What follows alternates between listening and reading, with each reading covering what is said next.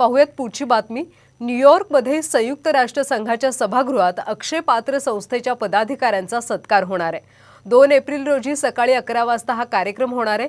भारतात 68 केंद्रांमधून अक्षय पात्र संस्थेकडून सुमारे 3.5 कोटी मुलांना सकस आहार दिला जातोय।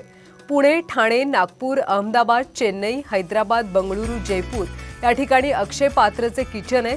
तिथून मुलांना जेवण पुरवलं जातं। संस्थेसाठी अमेरिकेत विविध कार्यक्रमातून निधी जमा केला जातो। जगातली भूकबळी कमी होण्यासाठी केलेल्या कामाची दखल संयुक्त राष्ट्राने घेतली। संस्थेचे पदाधिकारी डॉक्टर आनंद कुलकर्णी, डॉक्टर रचना कुलकर्णी, विलास सावरगावकर यांचा गौरव होणार आहे। या कार्यक्रमाला ज्येष्ठ उद्योगपती नारायण मूर्ती, नोबेल पारितोषिक विजेते, बालहक्क चळवळीचे कार्यकर्ते कैलास सत्यार्थी उपस्थित राहणार आहेत।